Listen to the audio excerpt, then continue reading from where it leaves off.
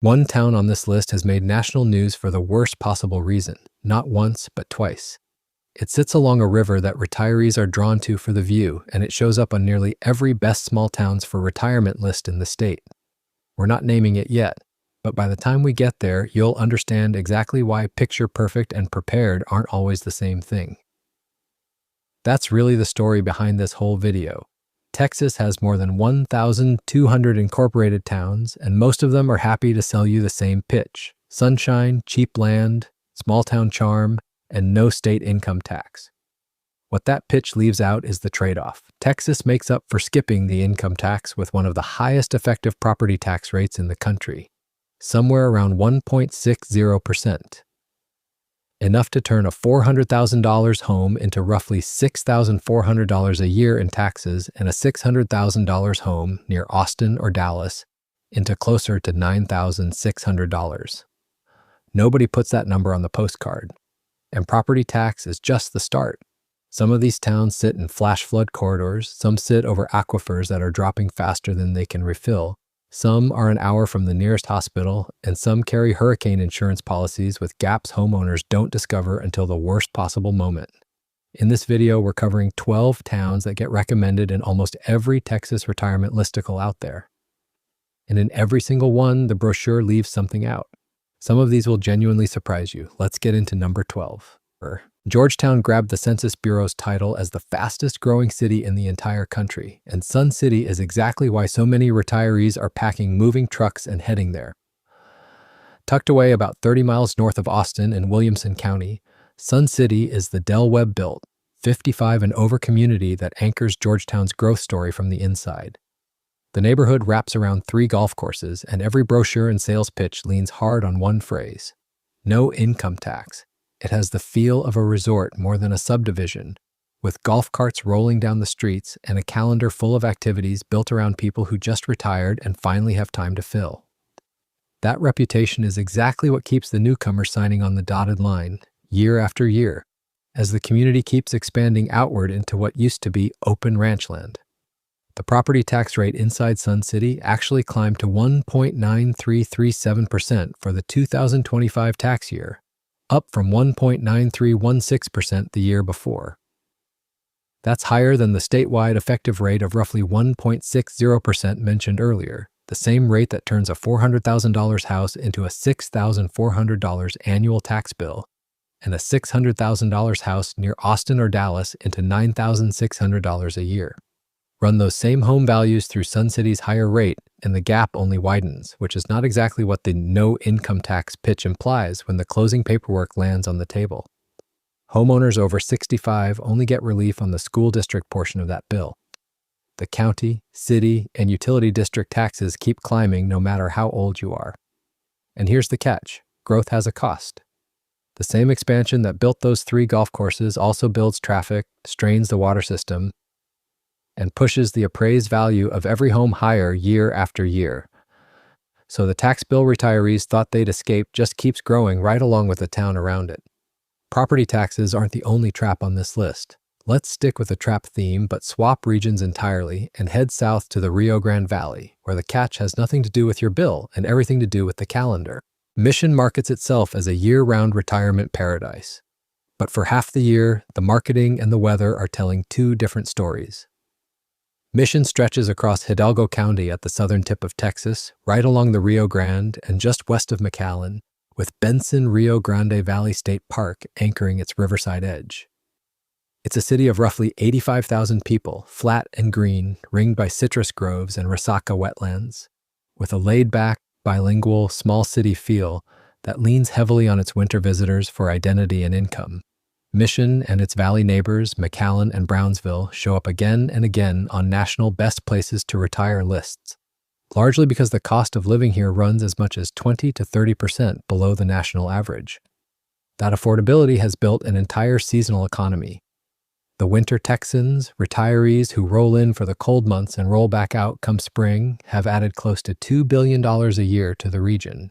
Here's where it gets interesting, and that number has been slipping.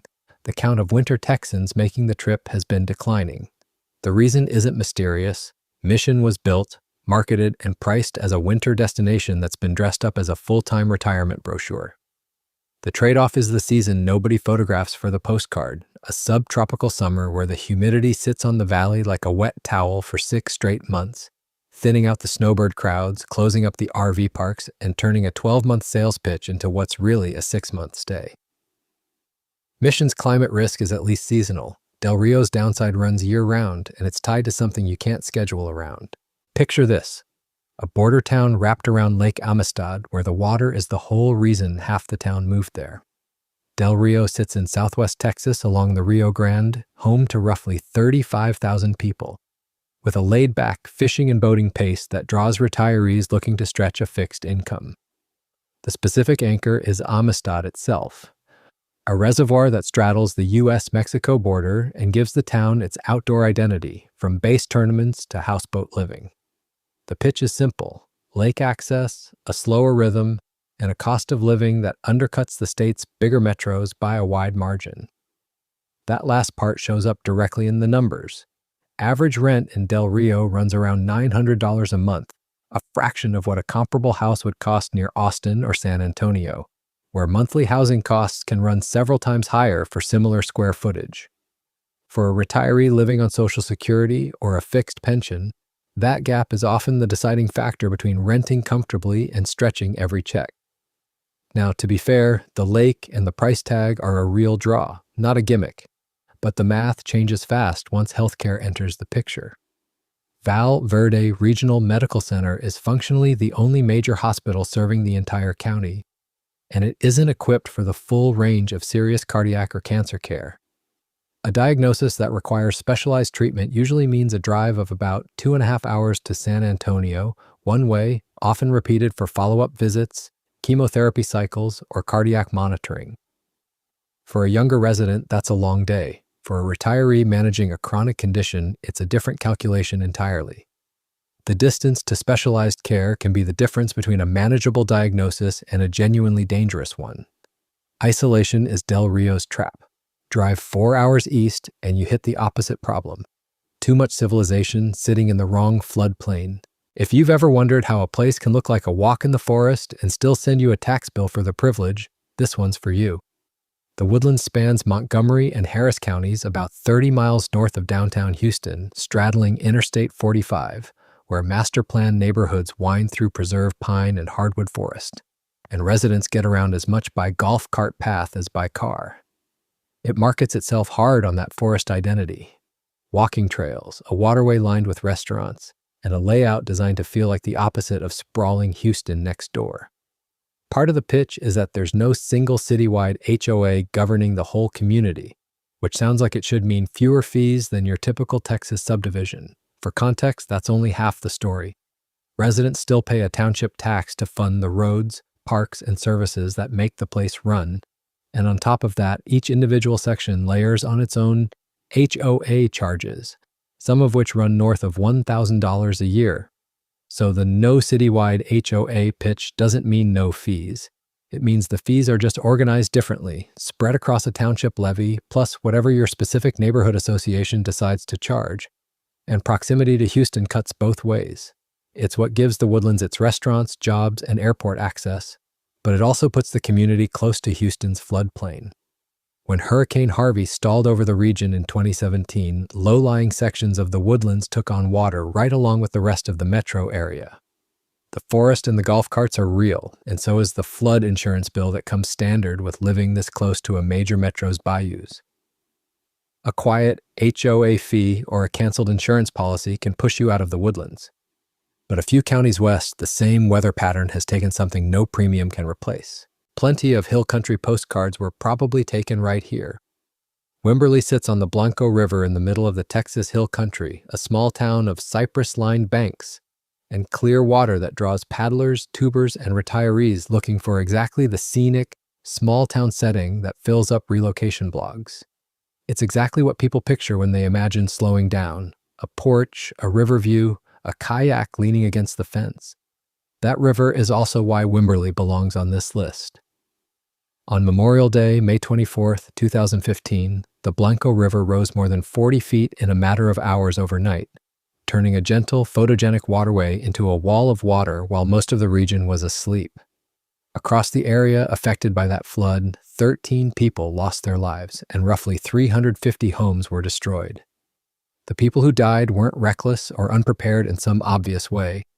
They were living next to the same river that had drawn generations of families to this stretch of the hill country.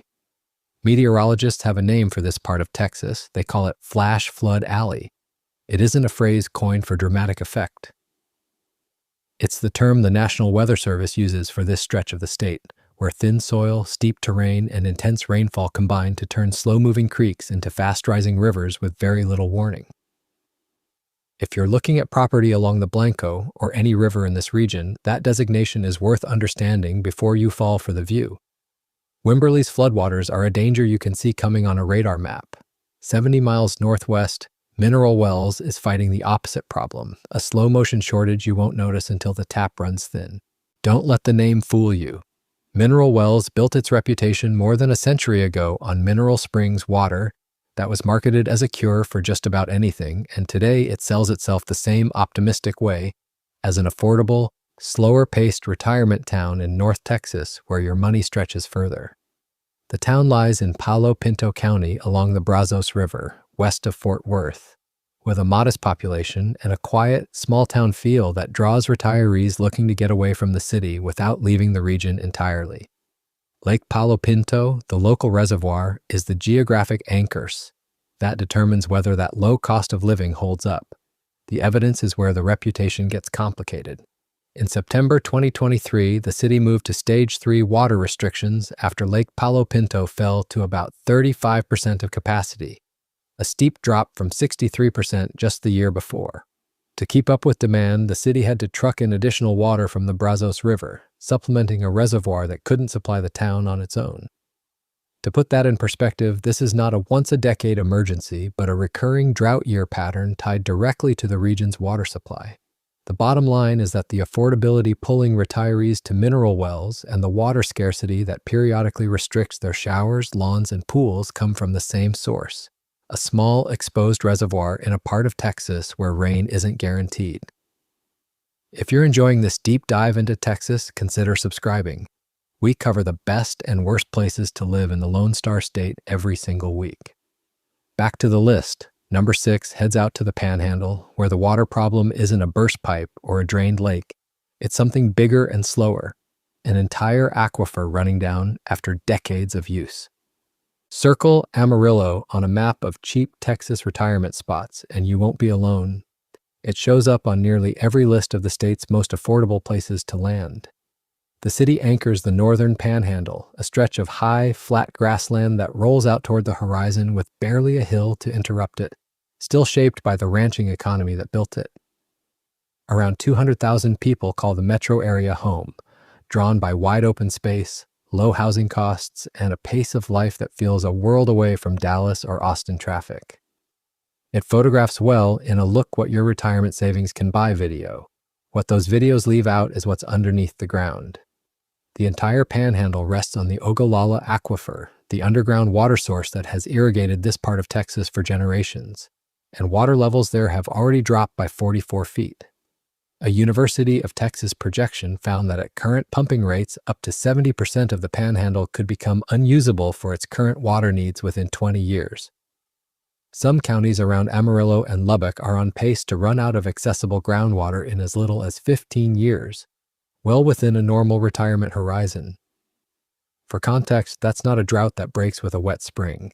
It's a resource that took thousands of years to accumulate and doesn't refill on any timeline that matters to a homebuyer today. The land here is cheap for a reason. That reason is quietly draining out from under it. Amarillo's water problem took 40 years to show up.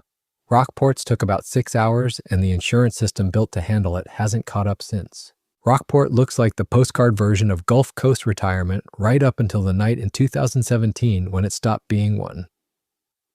Set on Aransas Bay along the central Texas coast, Rockport is home to fewer than 11,000 people, a town where retirees came for the fishing piers, the sailboats docked along the bayfront, and winters mild enough to skip altogether.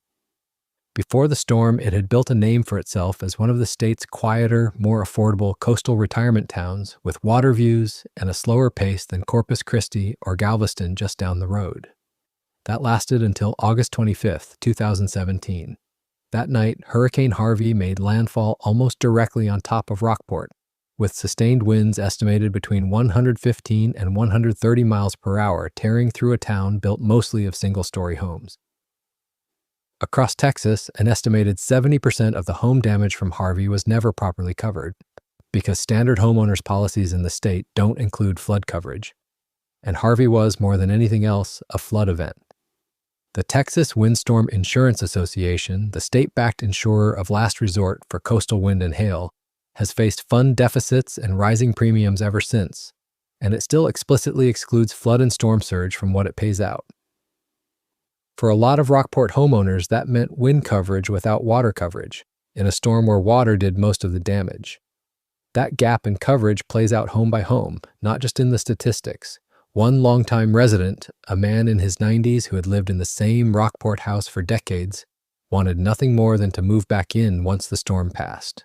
The settlement his insurance offered wasn't enough to rebuild it. He's one name among many who went through this, but his situation says something plain about what changed on this stretch of coast. Whether you get to go home now depends less on how long you lived there and more on what your policy happened to cover the night the water came in.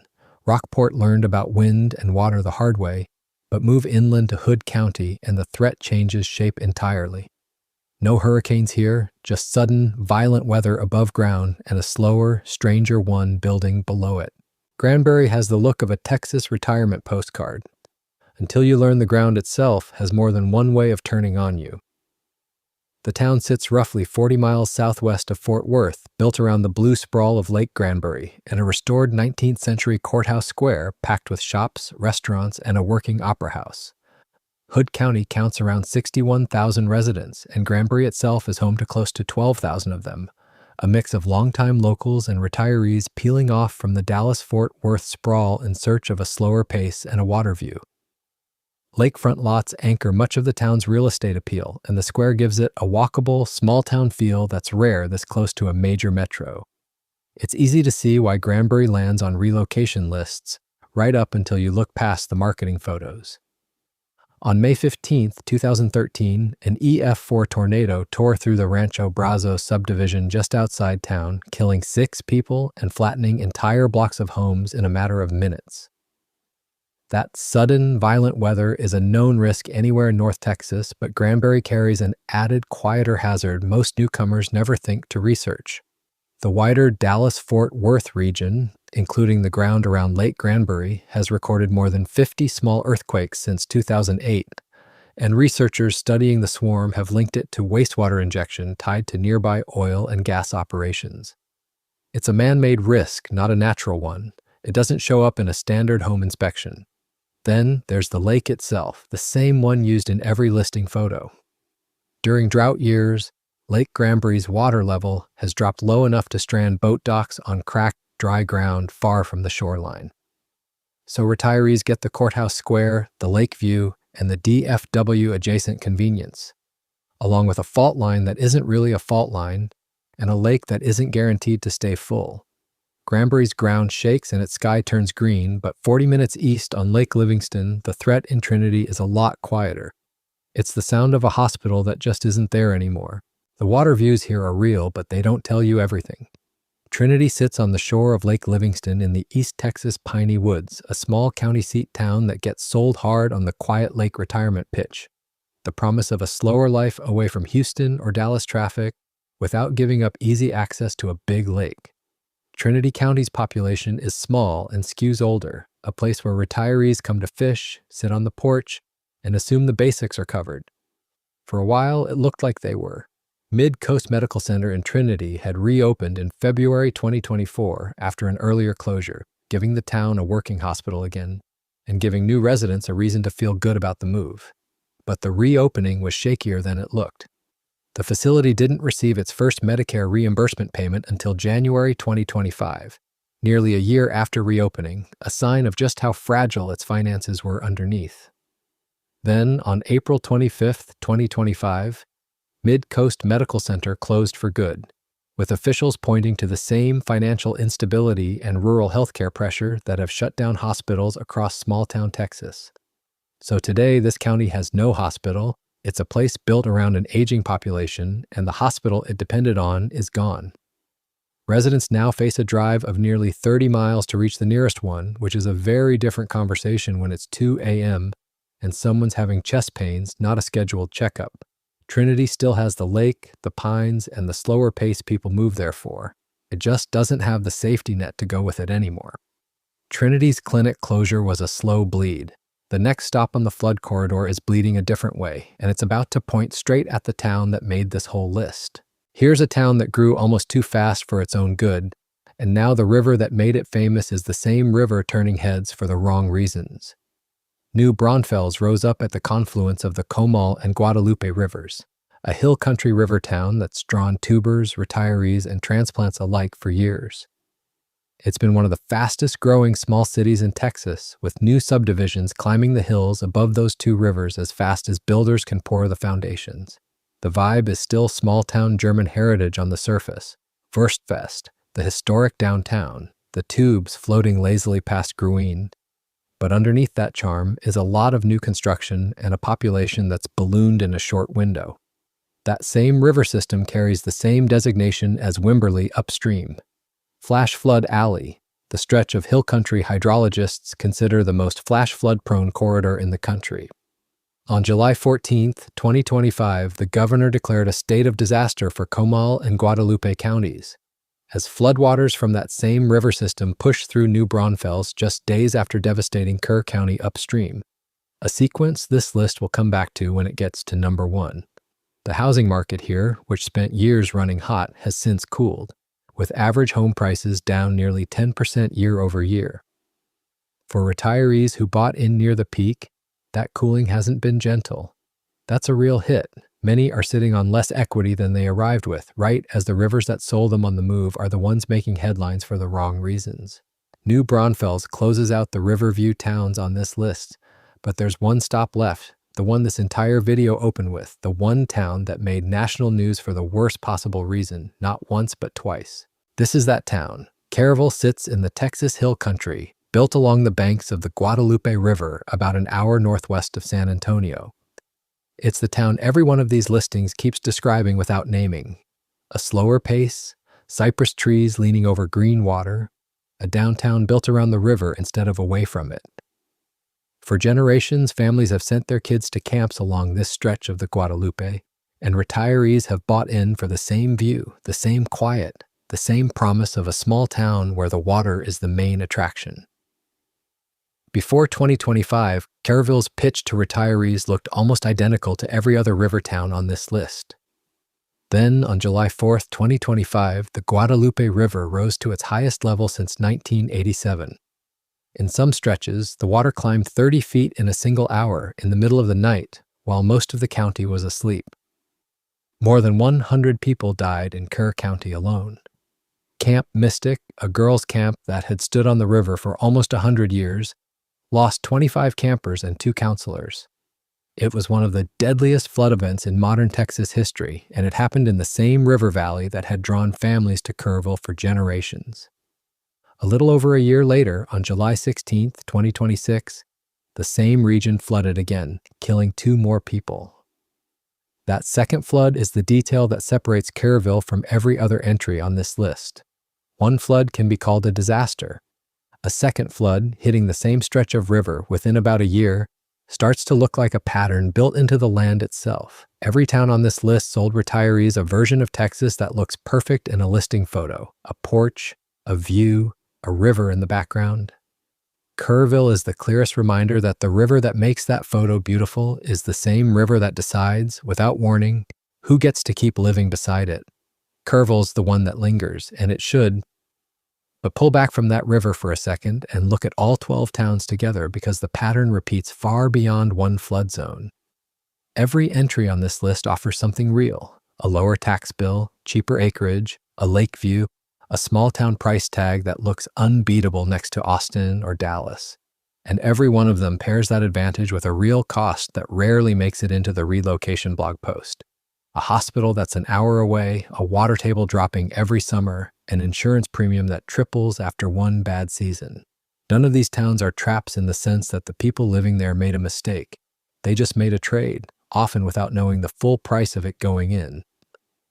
If this list got you thinking about which Texas towns actually deliver on the retirement dream without the fine print, you'll want to see what we found when we looked at the other side of this.